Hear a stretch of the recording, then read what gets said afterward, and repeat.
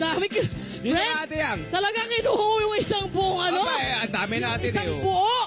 Oh. Ayan. So, bigyan ko na, Okay. wait lang ha, wait lang. Iyon, bigyan oh. ko na kayo. Iyon, oh. Ayan, friend. Come on, my Ayan, friend. bigyan na kita. Ayan. Ganyan Aba. pa karami ang 20, hindi. Ay, mas marami. Ayan, 20 po yan? Opo. Ayan, okay na po yan. Oh, yan, ate yan. Ayan. Kumain ka naman. Siguro. Ako eh. Talaga, ano kinain mo? Ano po, champurado. Ayun! Ay, Upo ka, ate yan. Upo ka. Sarap, sarap sa'yo, friend. Yan. Okay na sa'yo 20. 20. Peso Ayan na 20. muna. Ha? Sa'yo, kinuha mo na yung isang buo. 20. Ayan na, kain na tayo. Tagal natin. Ay, ang sweet naman ni Ate Yam. Uy, may pakalamansi. May pakalamansi. Sino yun? Anak niya? Ay, mahusay ang anak. Tumutulong, my friend. Tumutulong. Siyempre, masarap ito. May kalamansi, ano? Hindi pa. Anong oras kayo namamalengke yan, Ate Yam? Sa hapon po kami namamalengke ng anak ko. Tapos nilalagay sa rep, madaling araw kami nagluluto. Oh, anong oras ang gising mo?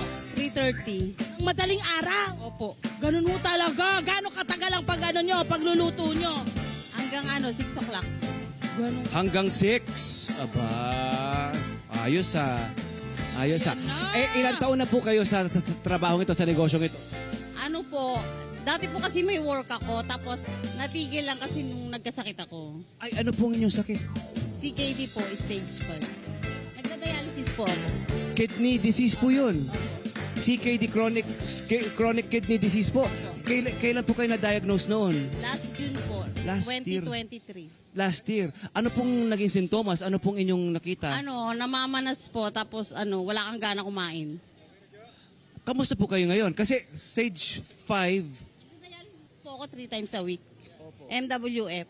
ano raw po ang magiging lagay nito sa mga darating na mga araw at linggo, sabi ng doktor? Sabi po kasi ng doktor, na raw po yung lifetime. Lifetime, okay. Pwede lang siyang pag nagpa-transplant. Opo. Ayan. Kayo po ba naghahanap ng donor? Parang ayoko po magpa-transplant. Gusto niya po tuloy-tuloy lang po ang treatment. Opo. Kaya friend, hindi siya tumitigil sa paghahanap buhay. Kasi yung ating dialysis, magkano yan kada session? Kasi may PhilHealth po ako, tapos binabayaran ko na lang every session 700. Kaya naman, kinakaya. Kinakaya. Kinakaya. Ilan na po ang mga anak niyo po? Isa lang po. Isa lang. Sino pong katuwang niyo po sa trabaho, sa negosyo? Wala na po eh. Patay na po yung ko yung asawa. So ang anak niyo po ang katuwang niyo po. Nakita ko nga po, tumutulong siya, no? Opo, Ready yung anak ko siya. po. Namamalengke po yun. Opo. Ano po ang inyong plano sa buhay? Pagpapatuloy niyo po ito? Pagpapatuloy ko po kasi nag-aaral po yung anak ko eh. Grade 11. Oo, medyo pag ganyan kasi nag-aaral, my friend, alam naman natin, marami rin gastusin, hindi ba? Okay, gusto namin malaman, bago nyo pinasok itong ganitong klase ng negosyo, ano po muna yung inyong mga naging trabaho? Sigurado ako marami yan. Nasa po ako dati, nasa shop ako kasi yung may boss ako na na designer. Oh. Tapos pag may event kami, sumasali ako sa wardrobe. Nagbibihis kami. Nasa production ka rin dati! So alam mo yung ginagawa namin ngayon? Oo, kaya lang private kasi yung nila eh. Pag may mga event yung mga bibi ng Pilipinas, yun sumasama. Aray. Ilang taon na po yung anak niyo ho ngayon? 16. Kumusta ho siya dito sa inyong kalagayan? Ano ho yung Tumulong naman siya sa akin. Wala ho ba siyang kinikwento sa inyo? Mga bagay-bagay? Wala. Pinag-aaral niyo po yung... Ang positibo nyo, ha? Sabi ko lang mag-aral maigi. Oo naman. Pinag-aaral niyo po ang anak niyo po at meron po kayong ganito negosyo. Paano po niyo pinagkakasyang kinikita niyo po? Ano pong, magkano pong kinikita natin sa isang araw? Paano nagkakasya? Tumutubo rin ako everyday mga 500 plus. Minsan 600. Basta iniipon lang yun para may pambayad. Alam mo, friend, natutuwa ako kay ate kasi parang hindi ko siya sa mukha niya, sa aura niya, sa kanyang itsura, hindi ko nakikitaan na mabigat ang kanyang nararamdaman, na meron siyang bitterness, na meron siyang dinadaan ng problema. Ang lakas mo! Positive, kailangan happy lagi. Happy Bakit lang. ka ganyan? Kasi nga may anak ako eh. Kailangan niya. Ang anak mo nagpapasapi sa'yo, siyempre. Saan kayo rito sa Barangay Commonwealth nakatira? Yan lang po kami sa iskinita dyan. Sa loob po. Malapit lang sa trabaho, sa negosyo. Ayan. Anong oras kayo gumigising ulit? 3:30. 3:30. Anong oras po natatapos ang pagbebenta? Mga 9, 10, ganyan. Ang Ayan. init. Opo, Ayun opo. na nga, nakikita na ho natin lahat, ano, I'm sure yung ating mga kababayan, parang usong-uso po ngayon, parang kailangan ipanalo natin ang mga lumalaban ng patas. Tama. Nakikita ko yan sa social media Tama. ngayon.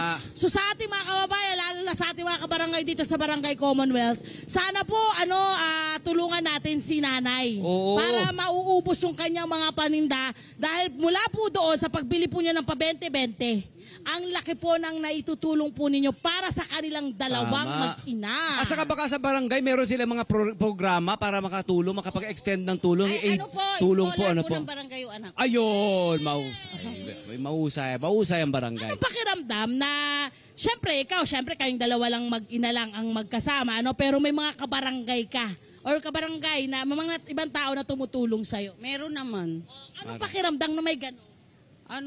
Na-appreciate ko yung tulong nila. Nagtutulong-tulungan ng Nakaka-thankful ako sa kanila. Nagtutulong-tulungan po mga kabarangay dito, po? Opo, parang pamilya kayo, po? Ano po ang inyong pagtitinda? Paano niyo po kung wala pong nagbabantay kasi nagdadialysis kayo? Sino po nagbabantay sa Yung inyong anak ko tindahan? kasi panghapon siya eh. Panghapon. So habang nagdadialysis, ang anak niyo po nagbebenta. Mahusay. Nga ako ngayon eh. Meron May ngayon! dialysis. O, Anong oras mag-ingat ho po? kayo. Alas 9 ng umaga, tama-tama, perfect. Buti na lang pala napunta namin kayo. Pero ito muna, ang gusto kong malaman, anong mensahe mo muna sa iyong anak? Ano ba pangalan ng anak mo muna? Tawagin natin. Sige, tawagin natin. Anak! Naiya ka? Lika! Matangkad! Na. Ayan, ano pangalan niya po? Mervic. Mervic. Ayan, si Mervic. Ilan taon na si Mervic? Halika, maupo ka dyan. Ano Ilan taon ka lang, pangalan mo, Mervic? bebe? Mervic. Berwin! Berwin! Mervic. Ay, Mervin! Mervin! Bakit mo tinutulungan ng nanay mo? May sakit eh. Oo, di ba? So, kailangan matulungan, maayadahan mo rin. Tama naman yung ginagawa mo, ha? Kailangan tumutulong sa nanay. Ano mensahe mo sa iyong nanay? Mensahe? Ang ganda mo. Para silang magkaibigan. Magkapatid lang, Alam mo, ano? yun ang cute sa Barkada kanilang lang. relasyon na pag lumalaki yung anak mo na, wala, nakakatsokaran mo. Ikaw, Ate Yang, anong mensahe mo sa iyong anak? Mag-aaral siyang mabuti. Tsaka wag magbarkada ng yung mga masasamang Oo. influensya. Very good. Piliin mo ang kaibigan mo, Mervin. Kasi tutulungan ka rin ng mga kaibigan mo na matitino sa kung ano mang pangarap ang meron ng nanay mo. Tandaan mo, yung hindi mo lang pangarap ang tinutupad mo, Tama. pati pangarap ng nanay mo. Alam mo yun? Ha? Yan. Maraming salamat.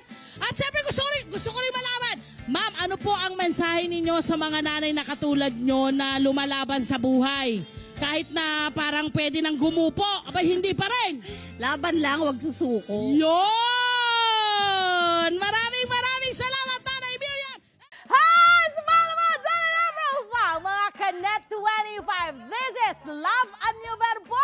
For more love, Tunipet, and Arafang updates, just click the subscribe button and follow us on our Net25 social media pages at Net25 TV and Net25 Entertainment Facebook. See ya. I love ya.